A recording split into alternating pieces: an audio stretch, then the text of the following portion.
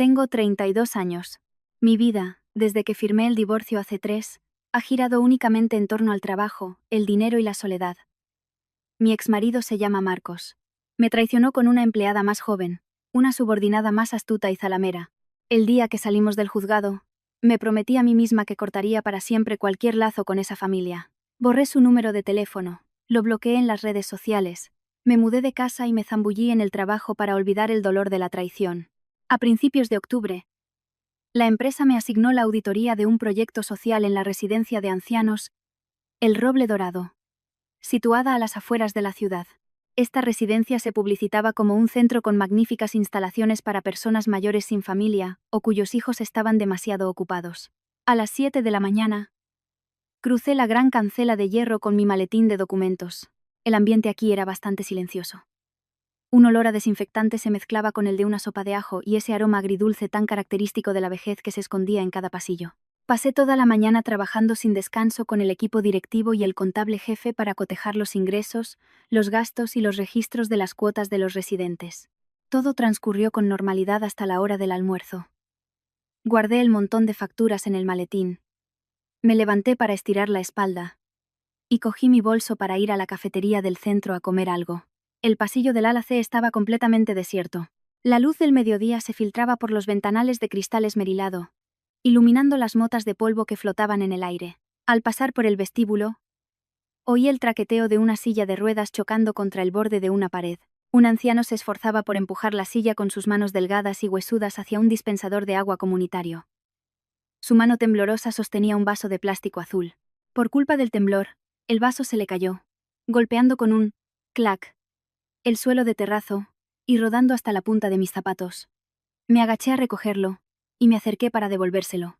El anciano levantó la cara para mirarme. En ese instante, sentí como si mis pies se hubieran quedado clavados en el suelo. El cuaderno que llevaba en la mano cayó con un golpe sordo. El hombre sentado en la silla de ruedas frente a mí estaba demacrado hasta un punto difícil de creer. Su pelo, antes entrecano, era ahora una cabellera rala y completamente blanca. Sus pómulos hundidos dejaban al descubierto unos ojos nublados y cansados. La piel, arrugada y de un tono cetrino, se pegaba a sus huesos frágiles. Llevaba un pijama de rayas azules, demasiado grande, salpicado de manchas amarillentas y con un vago olor a orina. Pero esa mirada, ese pequeño lunar bajo su barbilla, era inconfundible. Era el señor Arturo, mi ex-suegro. Él también me reconoció. Sus labios secos y agrietados se movieron sin emitir sonido, y la mano que había extendido para coger el vaso se retiró de golpe, escondiéndola bajo el pijama como si temiera que viera su suciedad. Agachó la cabeza y giró la silla con la intención de marcharse. Di un paso adelante y le corté el paso. Con la voz ronca le pregunté: «Señor Arturo, ¿cómo ha acabado así? ¿Dónde está Marcos para dejarle aquí?» No se atrevió a mirarme a los ojos. Se retorció las manos y, con una voz áspera y entrecortada, me dijo que me había equivocado de persona. Empujó la silla para esquivarme y se dirigió hacia el final del pasillo. Me quedé inmóvil, observando la espalda encorvada y solitaria del hombre, que una vez fue el pilar más sólido de aquella familia. Cuando me casé y me fui a vivir con ellos, Marcos solía estar fuera por viajes de negocios. Mi suegra había fallecido hacía tiempo, y era el señor Arturo quien se encargaba solo de la casa y la comida. Me trataba como si fuera su propia hija. El día que Marcos me echó de casa para meter a su amante, fue el señor Arturo quien, con el mango de una escoba, golpeó a Marcos hasta hacerlo sangrar y luego me abrazó, llorando de pena por mí. Y ahora, aquel padre bondadoso y fuerte estaba abandonado en una residencia fría, con un aspecto absolutamente lamentable. Ese mediodía no pude probar bocado. La imagen de aquel anciano delgado con su pijama manchado no dejaba de dar vueltas en mi cabeza, arañando recuerdos que creía haber enterrado. Esa noche, volví a mi pequeño piso de alquiler. El apartamento estaba vacío y silencioso, sin un alma. Me preparé un vaso de leche caliente. Me senté en el sofá con las rodillas abrazadas y me quedé mirando la oscuridad a través de la ventana. La imagen del señor Arturo no dejaba de repetirse en mi mente. Recordé el día que arrastré mi maleta para irme de aquella casa. El señor Arturo corrió detrás de mí hasta el final de la calle y me puso en la mano un fajo de billetes, todos bien estirados. Me dijo que los cogiera para mis gastos, que esa familia estaba en deuda conmigo. que no había tenido la suerte de tenerme como nuera hasta el final de sus días. Aquellos 5.000 euros eran todos los ahorros de su pensión. Gracias a ese dinero pude alquilar un piso y sobrevivir a los meses más oscuros tras el divorcio. ¿Dónde estaría ahora? En esa residencia. ¿Habría comido bien?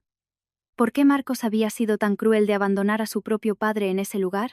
Un torbellino de preguntas me asaltaba, impidiéndome pegar ojo, dando vueltas en la cama sin parar. Cerca de las 3 de la madrugada, cogí el teléfono y marqué el número de Carla.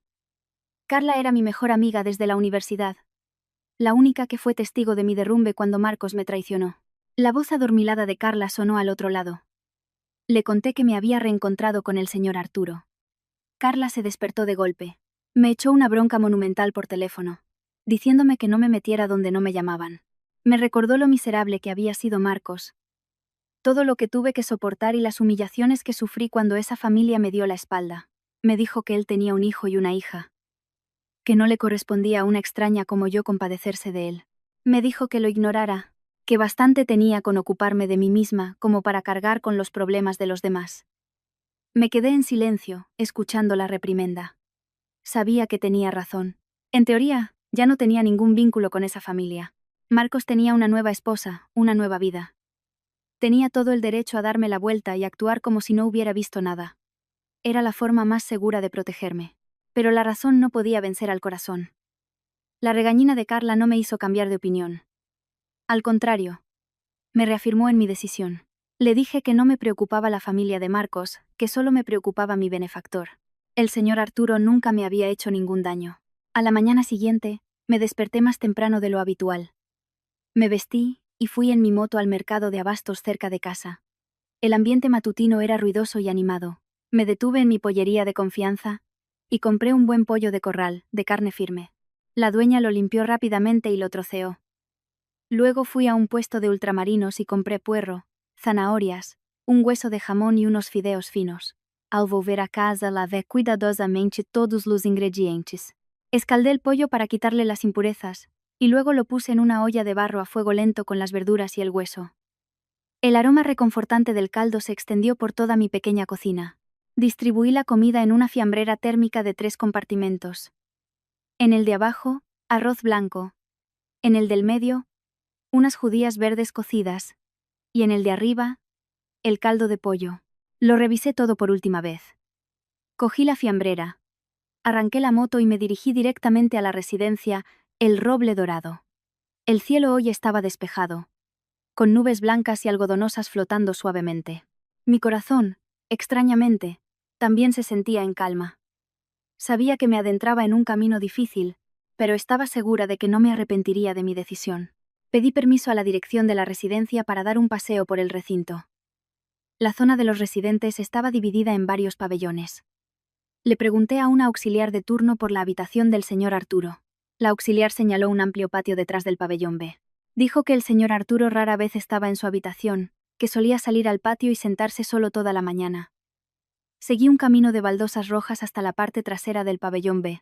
Allí había un viejo plátano de sombra que daba una gran sombra. Bajo el árbol, el señor Arturo estaba sentado en su silla de ruedas. Tenía la cabeza ladeada y los ojos cerrados, como si estuviera dormitando. El viento de otoño soplaba suavemente, haciendo que las hojas amarillas del árbol cayeran sobre sus hombros. Me acerqué en silencio y me quedé de pie frente a él durante un buen rato. Mi presencia le sobresaltó y se despertó. Parpadeó, mirándome fijamente con sus ojos legañosos. Sonreí levemente. Me acerqué y dejé la fiambrera en un banco de piedra cercano. Le cogí la mano, delgada y fría, y le llamé en voz baja. «Papá». Al señor Arturo se le llenaron los ojos de lágrimas. Esta vez no evitó mi mirada. Levantó su mano temblorosa y me acarició la cabeza, murmurando que estaba más delgada, pero que me veía sana y eso era lo importante. Abrí la fiambrera y el aroma del caldo caliente se esparció por el aire. Con una cuchara, fui soplando cada cucharada para enfriarla y dándosela. Comió con mucho apetito. Probablemente hacía mucho tiempo que no probaba una comida casera preparada con tanto esmero. Se terminó toda la ración de arroz y el caldo. Le limpié la boca con una servilleta de papel y me senté en el banco de piedra para preguntarle por qué estaba allí. Al oír mi pregunta, su mirada se ensombreció. Suspiró con amargura. Me lo contó todo con una voz grave y triste. interrumpida por accesos de tos. Desde que me fui, Marcos se llevó a vivir a Verónica. Verónica era una señorita de buena familia, acostumbrada a un estilo de vida moderno e impecable. El señor Arturo, con sus maneras sencillas de pueblo, se sentía fuera de lugar en la ciudad con su nueva nuera. Verónica no ocultaba su desdén.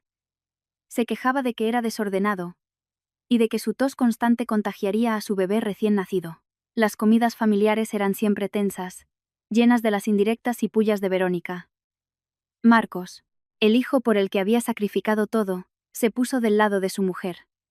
Con la excusa de que su negocio le tenía muy ocupado y no tenía tiempo para cuidar a un anciano enfermo, tomó una decisión. Pagó una suma de dinero a la residencia, el Roble Dorado, y metió a su padre en un taxi directo para acá. Le dijo que aquí estaría bien atendido, con asistencia médica, y que los fines de semana irían a visitarle. Pero esa promesa se la llevó el viento. El primer mes, Marcos fue a verle 2 veces. Los meses siguientes, con la excusa de estar constantemente de viaje de negocios, se limitó a transferir el dinero de la cuota, pero no apareció ni una sola vez. Verónica nunca había puesto un pie en la residencia. Para entonces, el señor Arturo llevaba allí 1 año y medio. Su vida diaria dependía de las auxiliares. Y la comida era la estándar para todos, insípida y monótona. Le pregunté por Laura, la hermana de Marcos. El señor Arturo negó con la cabeza, apesadumbrado. Laura se había casado lejos, en un pueblo de Extremadura. Su situación económica también era precaria, y estaba criando a 2 niños pequeños. Cuando se enteró de que a su padre lo habían metido en una residencia, llamó llorando y maldiciendo a su hermano, pero no pudo hacer nada más. Las dificultades de la vida la tenían atada, impidiéndole volver para cuidar de su padre anciano. Al escuchar la historia del señor Arturo, sentí que me ardían las entrañas. La indignación hacia Marcos crecía dentro de mí. Sentía una profunda pena por ese padre anciano que se había sacrificado toda la vida por sus hijos, solo para ser desechado por su propia sangre al final de sus días. Le apreté la mano con fuerza y le dije con firmeza: a partir de ahora, vendré a visitarle a menudo. No volverá a estar solo. Desde ese día reorganicé mi rutina. Todos los miércoles por la tarde y los sábados por la mañana, iba al mercado, cocinaba platos blandos y nutritivos y se los llevaba al señor Arturo. El trabajo de auditoría a final de año era intenso, pero siempre intentaba terminarlo todo para dedicarle tiempo. Cuando iba a la residencia no solo le llevaba comida, sino también un barreño y jabón para lavarle la ropa.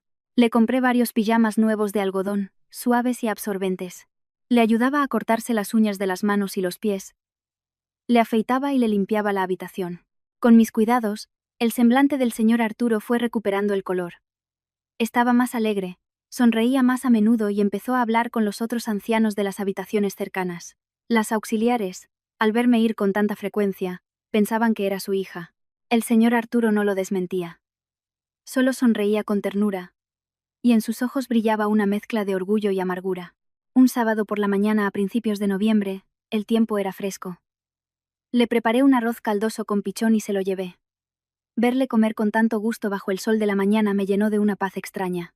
Saqué el móvil y tomé una foto de su mano arrugada sosteniendo la cuchara, junto a su sonrisa desdentada. Publiqué la foto en mi perfil personal con un breve texto. Un desayuno tranquilo. No mencioné su nombre ni el lugar, solo quería guardar ese momento cálido para mí. Pero había olvidado algo. Aunque había bloqueado a Marcos en las redes sociales, todavía teníamos muchos amigos en común. Unas 3 horas después de publicar la foto, mi teléfono sonó. Un número desconocido que no tenía guardado. Contesté. Al otro lado, la voz fría y áspera de Marcos, tan familiar, fue directo al grano, sin saludar. Me preguntó por qué demonios me estaba entrometiendo en la residencia donde estaba su padre. Me preguntó qué pretendía publicando esa foto. Me acusó de estar montando un numerito. De hacerme la buena para airear su falta de piedad filial entre amigos y conocidos. Me gritó por teléfono, advirtiéndome que no destruyera la felicidad de su familia. Que no usara los viejos lazos como excusa para sacarle dinero o presionarle. De pie en el pasillo de la residencia, escuché cada palabra venenosa que salía de la boca del hombre al que una vez llamé marido. No sentí dolor. Solo un desprecio absoluto que me recorría el pecho. Dejé que terminara y luego, con calma, le respondí. Se lo dije sin rodeos. Vengo a ver al señor Arturo por humanidad. Por la gratitud que siento hacia alguien que una vez me trató como a su propia hija. ¿Sabes tú lo que ha comido, cómo ha vestido, o cómo ha vivido tu padre durante el último año? Si tú no puedes cuidar de tu padre, déjame que lo haga yo. Y no midas a los demás con tu propia vara de mezquindad. Colgué inmediatamente después de decir eso, y bloqueé el número. Volví a la habitación y vi que el señor Arturo me miraba con ansiedad. Le sonreí, fingiendo que solo había sido una llamada de trabajo complicada. Pero en el fondo, sabía que mi vida tranquila estaba a punto de enfrentarse a las tormentas que desataría la familia de mi exmarido. Unos días después de la llamada de Marcos, recibí otra. Esta vez era Laura, su hermana. Su voz sonaba dubitativa y llena de culpa. Me contó que Marcos la había llamado para insultarla, acusándola de haberme instigado a ir a la residencia a montar un escándalo. Laura lloraba al otro lado del teléfono, pidiéndome disculpas una y otra vez en nombre de su hermano. Sabía que estaba cuidando de su padre, y me lo agradecía infinitamente, pero también temía que yo volviera a sufrir por culpa de su familia. Me suplicó que ignorara los insultos de Marcos y siguiera visitando a su padre, porque ella estaba demasiado lejos y no podía hacer nada. Le aseguré que se quedara tranquila y cuidara de su familia, que yo me encargaba de su padre. El miércoles de esa semana, le llevé unos bizcochos y leche a la residencia. A diferencia de su habitual semblante alegre, hoy el señor Arturo parecía muy pensativo. Estaba sentado en la cama, con las rodillas abrazadas y la mirada perdida en la ventana. Al verme entrar, forzó una sonrisa. Le limpié la cara con una toalla húmeda y tibia, y le pregunté si se sentía mal. Negó con la cabeza. Me agarró la mano con fuerza. Le temblaba y tenía los ojos enrojecidos. Me dijo que me sentara en la cama y, con dificultad, empezó a hablar. Me contó que se había enterado de que Marcos me había llamado para molestarme. Se le llenaron los ojos de lágrimas y su voz se quebró por la vergüenza. Esta familia ya te ha causado demasiado dolor. No quiero que tu paz se vea perturbada de nuevo por un viejo inútil como yo. Me pidió que, a partir de ese día, no volviera a la residencia. Me aseguró que podía cuidarse solo, que las auxiliares eran muy buenas. Dijo que si no había tenido la suerte de conservarme como nuera, tampoco tenía derecho a recibir mis cuidados. Al oír esas palabras, llenas de un orgullo herido, se me hizo un nudo en la garganta. Negué con la cabeza con firmeza. Le apreté sus manos delgadas y le dije, articulando cada palabra: no vengo aquí por un deber de nuera. Vengo porque le considero mi familia. Marcos es Marcos. Y usted es usted. Él no tiene ningún derecho a prohibirme que le vea. Si usted me echa, entonces de verdad no tendré a nadie en este mundo a quien poder llamar papá. Al oír mis palabras, el señor Arturo rompió a llorar. Las lágrimas corrían por sus mejillas arrugadas. Metió una mano temblorosa en el bolsillo de su pijama y sacó un objeto pequeño, envuelto con esmero en un pañuelo viejo. Desdobló la tela. Dentro había una vieja llave de latón, atada con un cordón rojo. El señor Arturo la depositó en la palma de mi mano. Me explicó lentamente. Es la llave de un piso antiguo en un barrio obrero a las afueras. Es la única propiedad que me queda, que no puse a nombre de Marcos. Desde que tu suegra murió, lo he tenido alquilado por 4 duros. Hace poco, el inquilino se fue y ahora está vacío. El señor Arturo sabía que yo seguía pagando un alquiler caro. Me pidió que cogiera la llave y me mudara allí, para aliviar mi carga económica mensual. El piso, aunque viejo, estaba en la planta baja de un bloque antiguo, era de fácil acceso y un lugar seguro donde guarecerse. Miré la llave en mi mano, con una emoción indescriptible. Un padre abandonado por sus hijos, malviviendo en una residencia, y aún así preocupado por el techo de su exnuera. Intenté negarme, pero al ver la súplica en sus ojos, no tuve corazón para hacerlo. Asentí, apretando la llave, y le prometí que lo pensaría. Me dije a mí misma que aceptaría la llave, pero no para mudarme, sino para hacer algo mucho más significativo. Ese fin de semana, saqué tiempo para visitar a mi madre. Vivía sola en una pequeña casa de pueblo, desde que mi padre falleció. En la cena, solo estábamos las dos. Le puse un trozo de merluza en salsa en su plato. Y con calma, le conté todo lo sucedido. Le hablé de mi encuentro con el señor Arturo, de cómo me había dado la llave de su piso. Mi madre dejó los cubiertos y se quedó pensativa un buen rato. Conocía mi forma de ser. Sabía que era una persona sentimental. Me miró directamente a los ojos y me dijo: hija, no te voy a prohibir que hagas una buena obra, pero tienes que protegerte. Ya sabes lo malvada que es la familia de Marcos. Ayudar a ese hombre es un acto de caridad. Pero no dejes que te traiga problemas. Asentí, prometiéndole que tendría cuidado. A la mañana siguiente, con la llave del cordón rojo, fui a buscar la dirección. El bloque de pisos estaba en un callejón que parecía anclado en el tiempo, con paredes cubiertas de musgo y pasillos estrechos. El piso del señor Arturo estaba en la planta baja, al fondo del todo. Giré con todas mis fuerzas la llave oxidada. La puerta de madera crujió y se abrió. Un olor a humedad y a cerrado me golpeó. El piso tendría unos 50 metros cuadrados. Apenas había muebles, solo una cama de hierro vieja y un armario de madera desconchado. Las paredes estaban llenas de desconchones, y las telarañas cubrían las esquinas. La instalación eléctrica y de fontanería era un desastre. El grifo de la cocina goteaba sin cesar sobre un barreño de aluminio abollado. Lo único bueno del piso era un pequeño patio delantero, protegido por una reja, que recibía toda la luz de la mañana. De pie en el patio, me imaginé al señor Arturo sentado allí, tomando un té y disfrutando del sol, en lugar de oler a desinfectante entre las 4 paredes asfixiantes de la residencia. Esa misma tarde, contacté con un contratista que conocía por mi trabajo.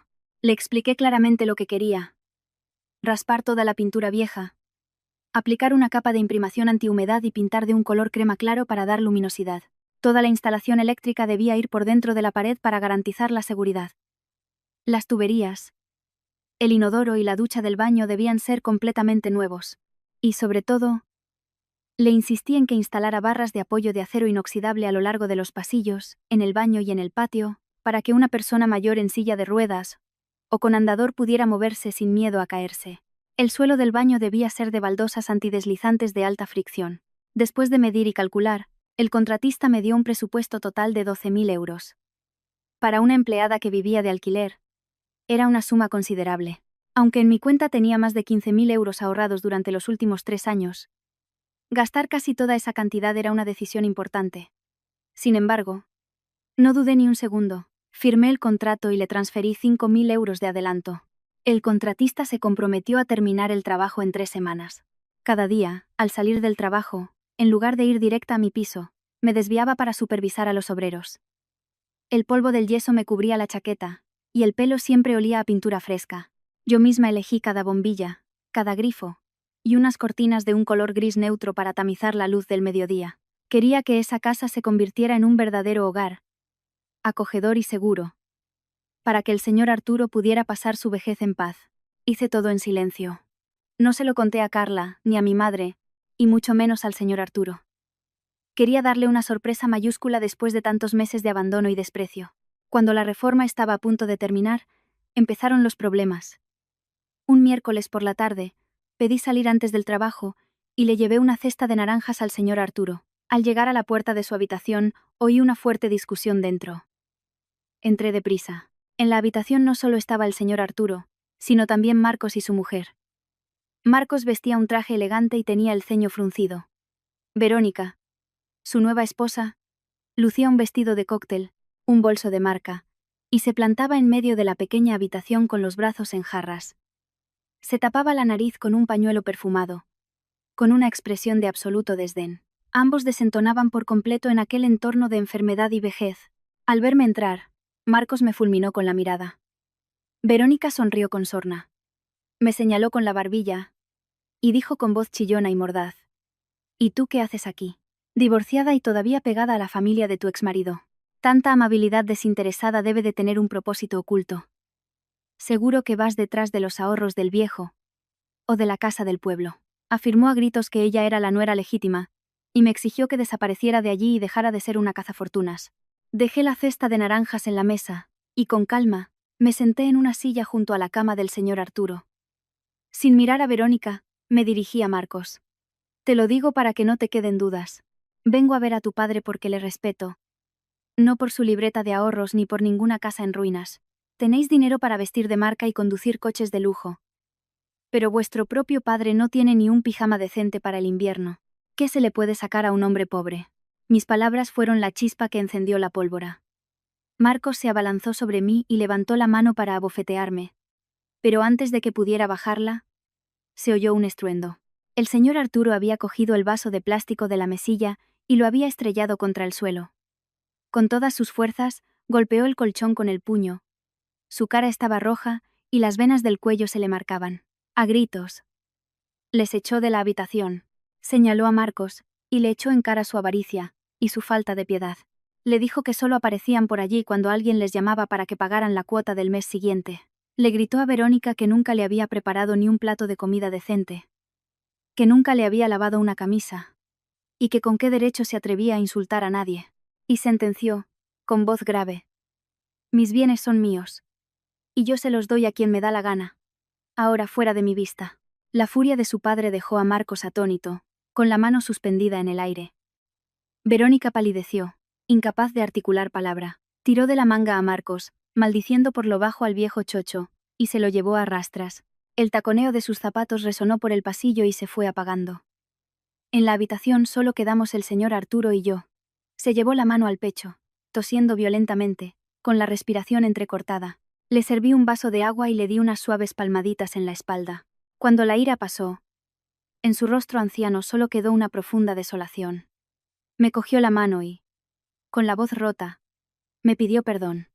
Dijo que por su culpa había tenido que escuchar esas humillaciones.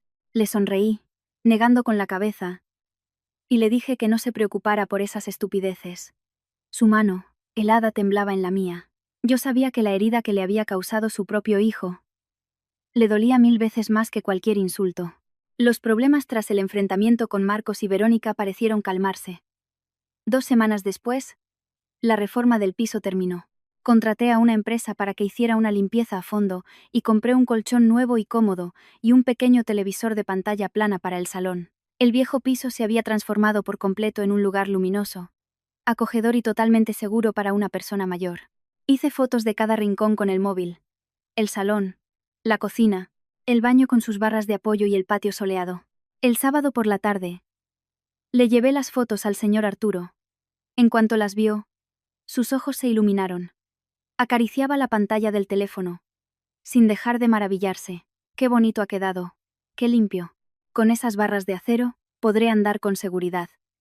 Le sonreí, le cogí la mano y le dije: la casa ya está lista. En cuanto haga buen tiempo, pediré permiso en la residencia para llevarle a vivir allí. Iré todos los días a prepararle la comida. Al oírme, 2 hileras de lágrimas rodaron por sus mejillas. Estaba profundamente conmovido. De repente, metió la mano bajo el colchón y sacó una libreta de ahorros, metida en una bolsa de plástico. Me la puso en la mano. Aquí hay 30.000 euros, todo el dinero que me queda. Cógelo para compensar lo que te has gastado en la reforma. Y el resto guárdatelo para tu futuro. Yo ya soy viejo, no necesito tanto dinero. Con firmeza, le devolví la libreta. Le dije claramente: he reformado la casa con mi dinero. Como agradecimiento por cómo me cuidó usted en el pasado. Guarde bien esta libreta por si la necesita para alguna enfermedad. No voy a aceptar ni un céntimo. Mientras forcejeábamos con la libreta, la puerta se abrió de golpe. El médico de guardia y un auxiliar entraron con cara de gran preocupación. El médico me pidió que le subiera el pantalón del pijama al señor Arturo. Me quedé helada al ver que su pierna derecha estaba hinchada al doble de su tamaño normal, con la piel tensa y de un color morado oscuro. El señor Arturo gimió de dolor cuando el médico apenas le rozó. El médico me llevó al pasillo y en voz baja me dio la terrible noticia. Sufría una trombosis venosa profunda, y su estado había empeorado muy rápidamente. Un coágulo de sangre estaba bloqueando por completo la circulación. Me explicó que, si no se actuaba de inmediato, la pierna se necrosaría y habría un alto riesgo de amputación. Peor aún, el coágulo podía desprenderse y llegar a los pulmones, causando una embolia mortal. La residencia no tenía el equipo necesario para tratarlo. Me instaron a tramitar su traslado inmediato a un hospital central. El médico añadió que el mejor tratamiento era una cirugía para extraer el coágulo e implantar un filtro. Pero que el coste de una operación tan compleja, incluyendo material y estancia en la unidad de cuidados intensivos, rondaría los 20.000 euros. La cifra de 20.000 euros fue como un rayo. Me quedé paralizada, con un zumbido en los oídos. La libreta con los 30.000 euros seguía bajo la almohada del señor Arturo. Pero sabía que si tocaba ese dinero, Marcos y su mujer usarían esa excusa para demandarme y acusarme de estafa.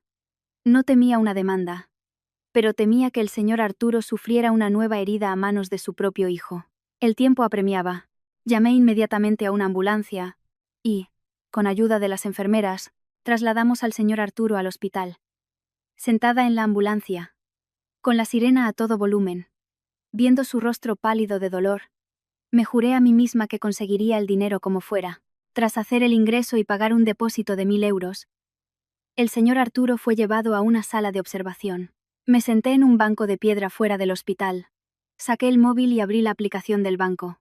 En mi cuenta de ahorros quedaban exactamente 9.000 euros. Era todo lo que había conseguido ahorrar en 3 años de trabajo duro y vida austera. Solo era la mitad del coste de la operación. Si usaba el dinero del señor Arturo, los problemas legales con Marcos serían inevitables. Y no había tiempo para esperar el consentimiento de la familia, pues la pierna del señor Arturo corría el riesgo de necrosarse por horas. Me froté la frente y decidí llamar a Carla. Carla llegó enseguida. En cuanto le dije que necesitaba dinero para la operación de mi exsuegro, montó en cólera. Golpeó la mesa de piedra y se opuso con vehemencia. Me dijo que estaba loca, que ese dinero era mi sudor y mis lágrimas, que la responsabilidad de su tratamiento era de Marcos y Laura, no mía. Me prohibió sacar el dinero y me aconsejó que llamara a Marcos, le pasara el problema y me fuera a casa. Entendía que Carla me quería, y le dolía que gastara mi dinero, pero en mi cabeza solo veía los ojos de dolor del señor Arturo.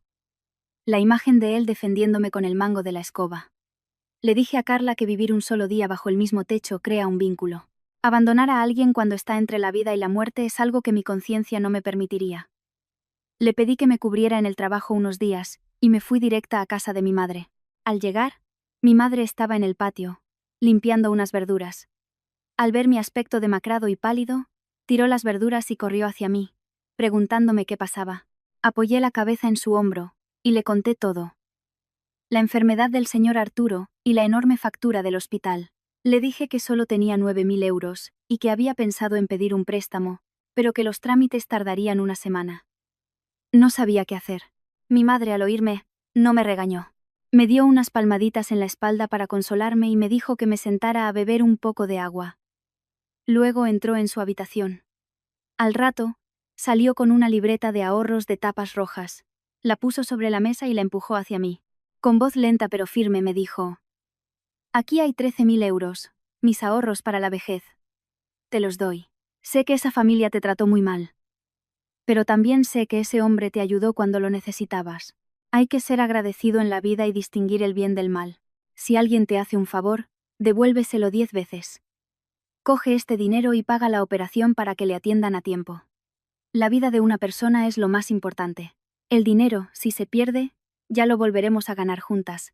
Sosteniendo la libreta, que pesaba 1 tonelada en mis manos, las lágrimas brotaron sin control. Me arrodillé y abracé a mi madre, llorando como una niña. Su generosidad y su amor incondicional me dieron una fuerza inmensa. Esa misma tarde, fui al banco. Cancelé mi cuenta de ahorros y la de mi madre, e ingresé los 20.000 euros en la cuenta del hospital. El jefe de servicio, al recibir la confirmación, programó la operación del señor Arturo para la mañana siguiente. La noche antes de la cirugía, pedí permiso a una enfermera para colocar una cama plegable en el pasillo, junto a su habitación, para poder vigilarle. Le habían administrado anticoagulantes, por lo que el dolor había remitido y se había quedado dormido. A las 8, la enfermera me advirtió que tuviera cuidado y no dejara que se moviera solo, ya que la medicación podía causarle mareos. Me aseé. Me comí un bocadillo a toda prisa y me tumbé, con la intención de descansar un poco para la complicada jornada del día siguiente. Pero sobre la medianoche, me desperté sobresaltada por un estruendo que venía de la habitación. Salté de la cama y entré corriendo.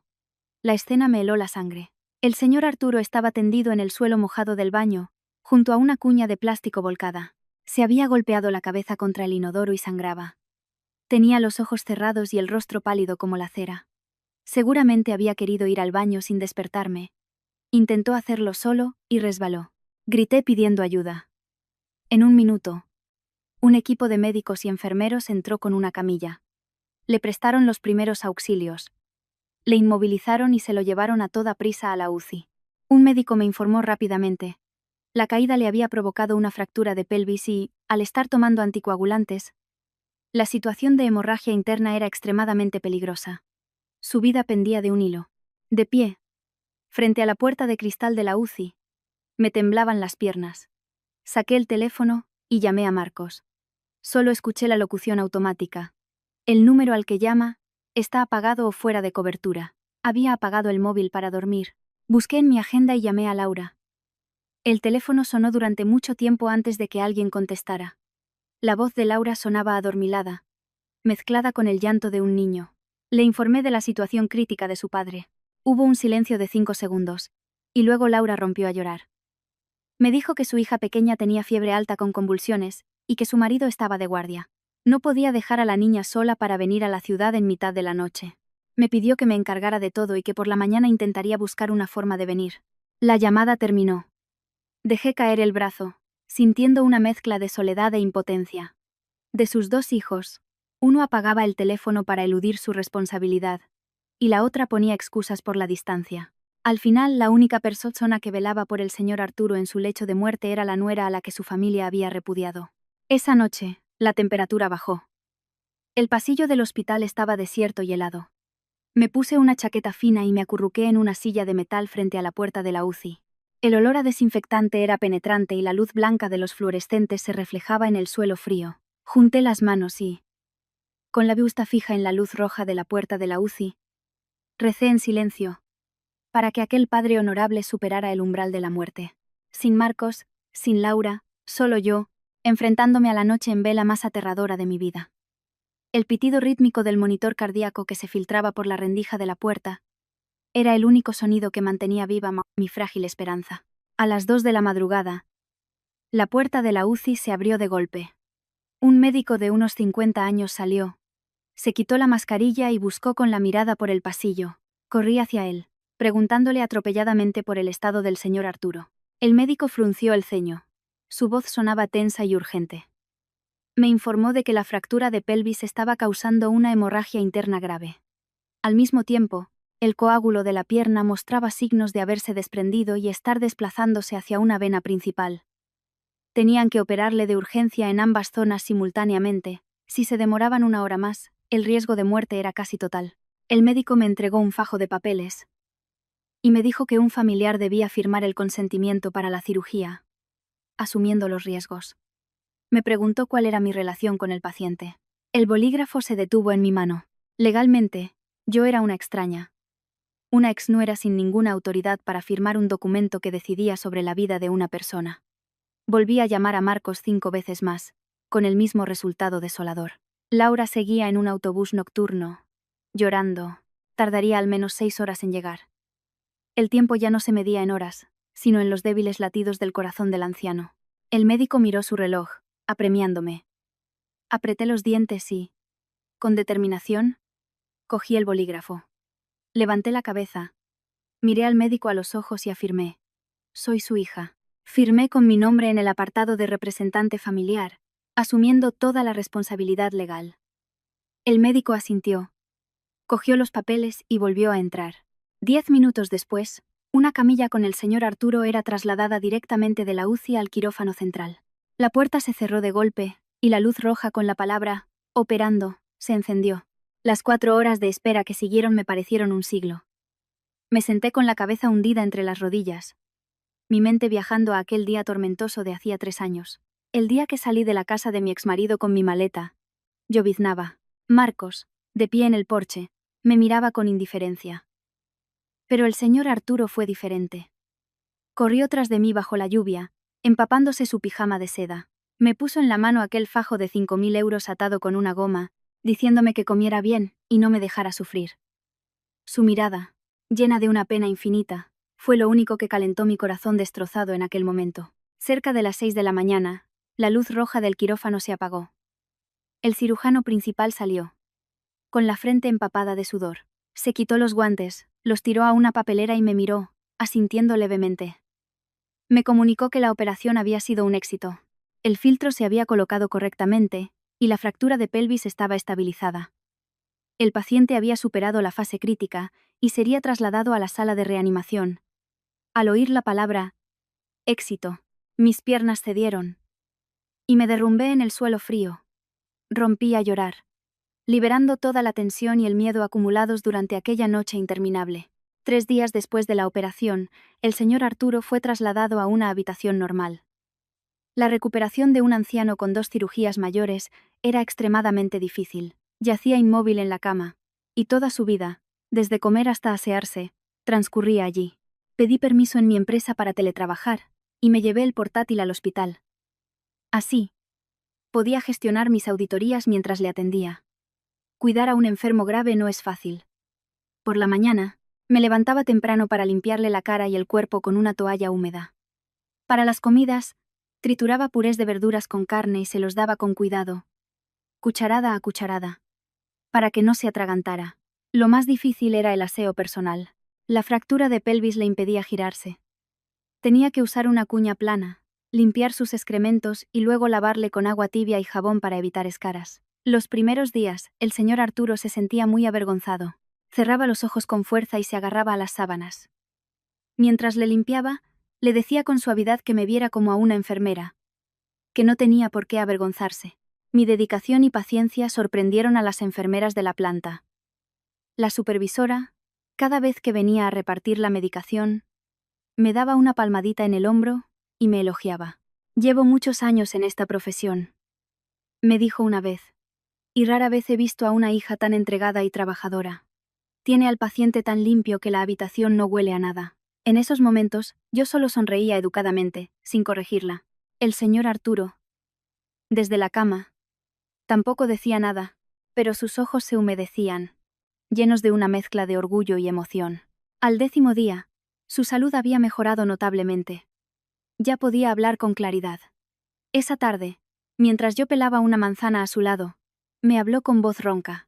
Me contó que, la mañana anterior, mientras yo había bajado a la cafetería, Marcos había pasado a verle. Vino con las manos vacías. Se quedó de pie a los pies de la cama apenas 5 minutos. No le preguntó si le dolía la herida, sino que se centró en preguntar por qué se estaba reformando el piso del barrio obrero y dónde estaba la llave. Cuando el señor Arturo le dijo que no sabía, se fue deprisa porque le llamó un socio. Al contarme esto, la voz del señor Arturo temblaba de ira y decepción. Dijo que se había pasado la vida criando a ese hijo para darse cuenta, al borde de la muerte, de que el dinero le había cegado. Me cogió la mano con una mirada firme. Había tomado una decisión. Ya no necesitaba a ese hijo ingrato. Todos sus bienes, desde la libreta de ahorros hasta el piso viejo, se los dejaría a mí en su testamento. Al oír eso, negué rápidamente con las manos, pidiéndole que no pensara en esas cosas y que se centrara en recuperarse. Pero el señor Arturo insistió, cerrando los ojos con una expresión de determinación inquebrantable, decidido a no tolerar más la ingratitud de su propio hijo. Tras un mes de tratamiento, los médicos le dieron el alta. La fractura de pelvis estaba sanando bien, y la pierna ya no tenía coágulos, por lo que podía empezar a moverse con muletas. El día del alta, no llamé a Marcos. Contraté una ambulancia privada con camilla. El vehículo no se dirigió a la residencia El Roble Dorado, sino que fue directo al viejo bloque de pisos de las afueras. Los sanitarios le ayudaron a entrar en el apartamento de la planta baja. Cuando la puerta se abrió, el señor Arturo se quedó sin palabras. El piso ruinoso y húmedo que recordaba ahora estaba inundado de luz. El suelo antideslizante estaba impecable. Las paredes pintadas de un suave color crema. Y en la televisión, sonaba una música tranquila. Lo que más le sorprendió fue el sistema de barras de apoyo que recorría el pasillo hasta el baño. Sentado en su silla de ruedas, pasó la mano por las barras de acero brillante. Se giró para mirarme, con los labios temblando, incapaz de hablar. Empujé su silla hasta el patio soleado y le dije con una sonrisa: «A partir de ahora, esta es su casa, papá. No tiene que irse a ningún otro sitio». Asintió, satisfecho, con una sonrisa radiante iluminando su rostro anciano. Nuestra nueva vida juntos comenzó. Cada día, antes de ir a trabajar, me levantaba temprano para ir al mercado y dejar la comida preparada en la nevera. Por la tarde, volvía pronto.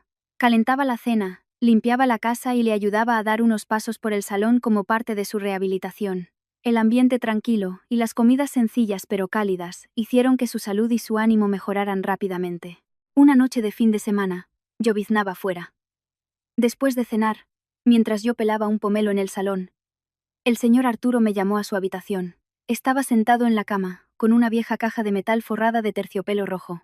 Al verme entrar, la abrió y sacó con cuidado una carpeta rosa que empujó hacia mí. La cogí. Era la escritura de la propiedad del piso.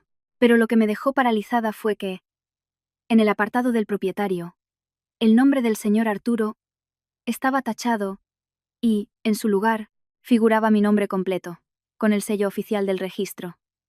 Levanté la vista, tartamudeando. ¿Qué es esto? El señor Arturo sonrió con calma. Me explicó que, mientras yo estaba en el trabajo, había llamado a un viejo amigo abogado para que le trajera los papeles y tramitar la donación. Todo el papeleo estaba en regla. Me cogió la mano.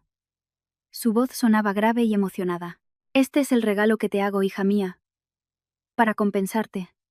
Un regalo para la nuera que más he querido, la que salvó la vida que mis propios hijos ingratos despreciaron.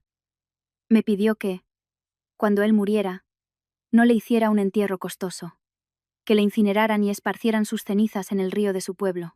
Y, sobre todo, que no le diera la noticia a Marcos y su mujer. Al escuchar esas últimas voluntades, nacidas del dolor de un padre, le abracé con fuerza, con las lágrimas corriendo por mis mejillas. Sosteniendo la escritura a mi nombre, sentía un torbellino de emociones. Salí al pequeño patio, apoyándome en la reja de la ventana, dejando que las lágrimas corrieran libremente. La confianza y el amor inmenso del señor Arturo me abrumaban. Yo no le había ayudado por sus bienes, pero él usaba su mayor posesión para agradecérmelo. El viento nocturno me golpeaba la cara. Mientras estaba perdida en mis pensamientos, un golpe ensordecedor me sobresaltó. Alguien estaba dando una patada a la puerta. Corrí hacia adentro. En cuanto la puerta se entreabrió, Marcos irrumpió como una fiera. Llevaba la ropa arrugada y los ojos inyectados en sangre. En la mano apretaba una fotocopia de la nota simple del registro de la propiedad. Seguramente, el amigo abogado o alguien del registro había filtrado la información. Al verme, se abalanzó sobre mí, señalándome con el dedo mientras me insultaba. Gritaba hasta quedarse sin voz, llamándome mujer retorcida, estafadora profesional. Me acusó de haberme hecho la víctima, de fingir cuidarle para engañarle mientras estaba confundido y hacerle firmar los papeles. Calculó en voz alta que el piso estaba en una zona que iban a recalificar y que su valor de mercado no bajaría de los 150.000 euros. Me llamó sanguijuela, diciendo que incluso después del divorcio volvía para robar el patrimonio de su familia. Al oír esos insultos de la boca de un traidor, no lloré ni retrocedí. Me mantuve firme, mirándole directamente a sus ojos furiosos. Le respondí con voz dura. ¿Dónde estabas tú cuando tu padre se rompió la pelvis y sangraba en el suelo del baño? ¿Dónde estabas cuando el médico necesitaba una firma para una operación a vida o muerte y 20.000 euros de fianza? Tu teléfono estaba apagado. Le dije sin rodeos que esos 20.000 euros se los había pedido prestados a mi propia madre para salvarle la vida a su padre. Di un paso adelante y le espeté. No necesito tus 150.000 euros. Hice todo esto por conciencia. Como ser humano, tenéis un patrimonio de miles de euros, y dejáis que vuestro padre vista con harapos y coma sobras en una residencia. Mis palabras, afiladas como cuchillos, le dieron en el punto débil y le hicieron vacilar, pero su codicia y su orgullo le impidieron rendirse. Apretó los dientes y se lanzó a coger la escritura que yo había dejado en la mesa. Justo cuando su mano estaba a punto de tocarla, una voz autoritaria resonó desde el dormitorio. El señor Arturo, apoyado en sus muletas, avanzaba con dificultad hacia el salón. Estaba pálido de ira y su pecho subía y bajaba con agitación. Al ver a su padre, Marcos cambió de actitud al instante. Corrió hacia él, fingiendo ser el hijo preocupado por un padre engañado.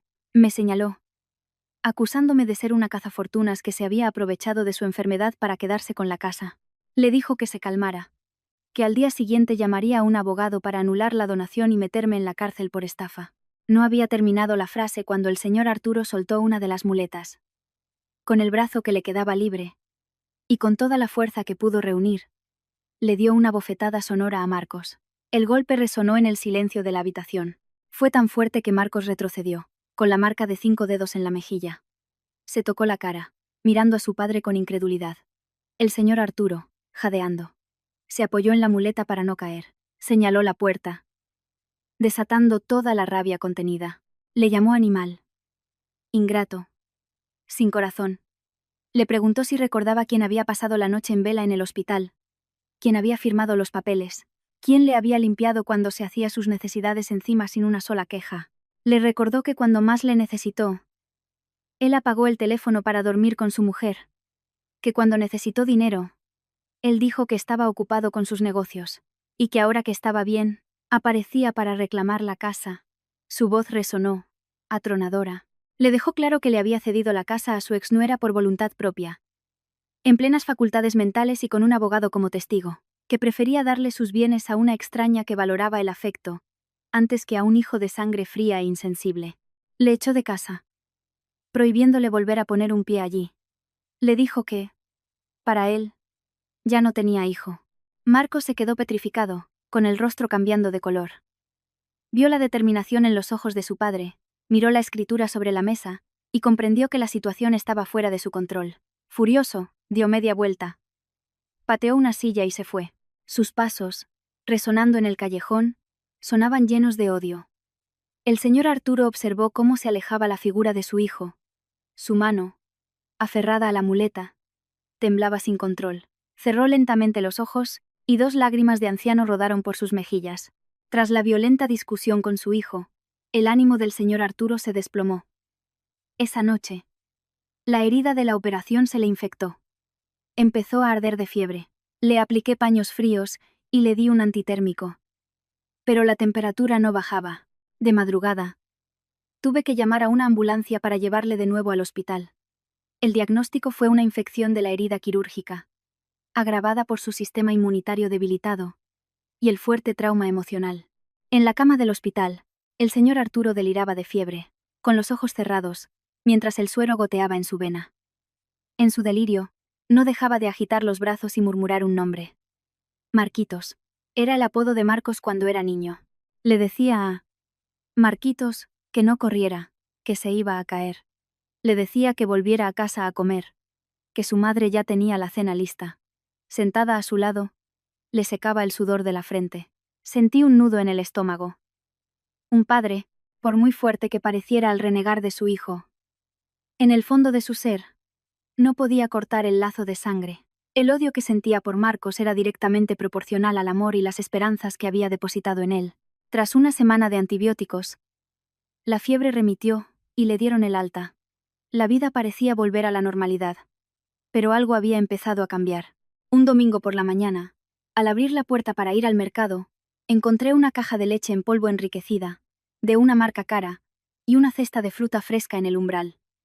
No había ninguna nota. Metí las cosas y se las enseñé al señor Arturo. Reconoció al instante el logo de la caja de leche.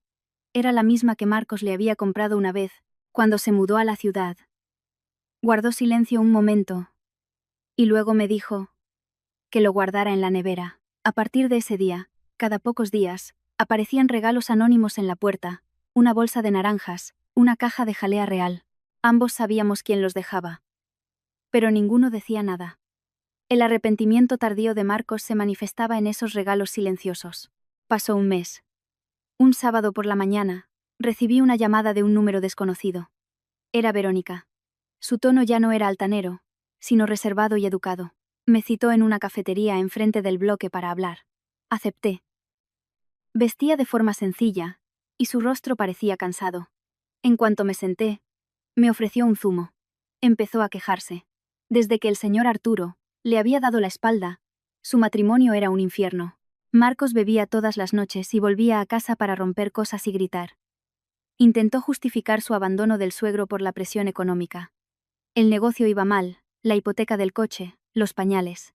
La cuota de la residencia, decía, les había agotado. Me acusó de haberme aprovechado de su mala racha para robarle el afecto de su padre. Escuché su historia y sonreí con amargura. Dejé el vaso y la miré a los ojos. La cuota de la residencia eran menos de 1.000 euros al mes. Eso no es un problema para alguien que conduce un coche de lujo y lleva bolsos de marca. El problema no es el dinero. Es el corazón. Tu suegro no necesitaba una residencia de lujo. Necesitaba un plato de sopa caliente hecho por su nuera. Una palabra de cariño de su hijo cuando se sentía mal. El amor de una familia no se puede subcontratar. Mis palabras dieron en el clavo. Agachó la cabeza, avergonzada. Sus excusas se derrumbaron. Tras un largo silencio, rompió a llorar. Admitió que había sido egoísta. Me dio las gracias. Dijo que mi negativa a aceptar el dinero del señor Arturo la había despertado y le había hecho ver que el dinero no lo es todo. Se despidió, prometiendo que intentaría enmendar sus errores. La semana siguiente transcurrió en paz. El sábado por la mañana, fui a comprar los ingredientes para hacer pollo en pepitoria, el plato favorito del señor Arturo. Al volver, vi que la puerta estaba entornada. En el umbral había un par de zapatos de hombre, limpios y bien colocados. Entré. La escena que vi me dejó paralizada. Marcos estaba arrodillado en medio del salón, frente a la silla de ruedas de su padre. Tenía la cabeza apoyada en las rodillas de su padre y sus hombros se sacudían. El llanto ahogado de un hombre adulto lleno de dolor rompía el silencio. El señor Arturo, inmóvil, tenía su mano arrugada y temblorosa sobre el pelo canoso de su hijo. Marcos levantó la cara, bañada en lágrimas. Miró a su padre y, con la voz quebrada, le pidió perdón. Confesó que había sido un miserable, un hijo ingrato que había abandonado a su padre por ambición. Le contó la conversación que había tenido con Verónica, y cómo ella, llorando, le había hecho reaccionar. Le había llamado inútil, por tener dinero y dejar que su padre sufriera humillaciones. Se golpeó la cabeza contra el suelo, suplicando una oportunidad para compensar sus errores. Al oír las palabras desgarradoras de su hijo, el señor Arturo también rompió a llorar. Se inclinó y le ayudó a levantarse. Entre lágrimas, le dijo que los padres crían a los hijos, pero no su carácter, y que parte de la culpa era suya, por haberle mimado demasiado. ¿Qué padre puede odiar a su hijo para siempre? Aceptó sus disculpas. Cuando Marcos se puso en pie, se giró y me vio en la puerta. Se acercó a mí y se inclinó en una reverencia de 90 grados. Con sinceridad, me dio las gracias. Me dijo que le había dado una lección sobre la humanidad y que yo había cumplido con el deber de un hijo que él había abandonado. Sonreí levemente. Lo pasado, pasado está. Lo importante es que la familia vuelva a estar unida. Ese mediodía, los tres comimos juntos el pollo en pepitoria. Al principio, el ambiente era un poco tenso, pero el calor familiar había regresado a aquella pequeña casa. Unos días después, Marcos propuso llevarse al señor Arturo a su casa para cuidarle. El señor Arturo me miró, dubitativo. Asentí, animándole a ir. La sangre es la sangre. Necesitaba estar con sus hijos y nietos. Le ayudé a hacer la maleta, y le vi marcharse en el coche de lujo de Marcos. 3 semanas después, fui a visitarle a la casa de Marcos. Todo había cambiado. Verónica le había cedido el dormitorio principal de la planta baja, el más espacioso y accesible. Ella misma cocinaba platos blandos y bajos en sal para él, sin una queja. Por las tardes, Marcos, al volver del trabajo, le daba masajes en los pies y jugaba al ajedrez con él en el porche. Al ver la sonrisa de satisfacción del señor Arturo, supe que realmente se habían arrepentido y habían cambiado. Pero el destino es caprichoso. Al segundo mes, la trombosis reapareció en la otra pierna. Tuvieron que ingresarle de nuevo de urgencia para una segunda operación. Esta vez, la escena en el hospital fue completamente diferente. En cuanto le dieron el presupuesto, Marcos bajó y pagó la factura completa con su tarjeta, sin dudar. Esa noche, él y Verónica se turnaron para esperar fuera del quirófano. Cuando la operación terminó, fue Marcos quien cogió en brazos a su padre para pasarlo a la cama. Durante la semana siguiente, se turnaron para cuidarle día y noche. Viéndoles desde la ventana, mientras Marcos limpiaba con cuidado la boca de su padre, sonreí y me di la vuelta. Su familia se había vuelto a unir, superando la prueba con un amor sincero. Tras la segunda operación, la salud del señor Arturo se estabilizó. El día del alta, tomó una decisión que sorprendió a todos. Se negó a volver a la casa de Marcos y pidió regresar al piso de la planta baja, a vivir conmigo. Explicó que la casa de su hijo era lujosa, pero agobiante. Le gustaba el patio del bloque, la vida tranquila y la rutina sencilla que compartía conmigo. Marcos y Verónica respetaron su decisión. Le ayudaron con la mudanza. Desde entonces, cada fin de semana, Marcos traía a su mujer y a su hijo a visitar al abuelo. Las risas del niño llenaban la casa, creando una estampa familiar cálida y feliz. Yo solía preparar una gran paella para todos. Los viejos rencores se habían disuelto. Una tarde de otoño, el señor Arturo nos reunió a todos, a mí, a Marcos y a Laura, que había venido desde Extremadura, anunció su decisión final sobre sus bienes. Confirmó delante de sus hijos que el piso era legalmente mío y que esa decisión era irrevocable. Luego, sacó la libreta de ahorros con los 30.000 euros. Declaró que dividiría el dinero en 3 partes iguales, una para Marcos, una para Laura y una para mí. Intenté negarme, pero Marcos y Laura insistieron al unísono. «Te lo mereces», dijo Marcos. «Es nuestro más profundo agradecimiento». El señor Arturo me cogió la mano y me dijo que aceptara, que era su última voluntad. Esa noche, salí al patio. Sostenía en mi mano la vieja llave de latón con su cordón rojo. Una brisa fresca me trajo el aroma de las flores cercanas. La historia de los últimos años pasó ante mis ojos como una película a cámara lenta. Cerré los ojos, con una profunda sensación de claridad. En este mundo hay personas que, compartiendo la misma sangre, se tratan con una frialdad cruel. Y por el contrario, hay extraños que, a través de la gratitud, la compasión y el amor sincero, forjan lazos más fuertes que los de la propia sangre. La verdadera familia no la define la sangre, sino el corazón de cada persona.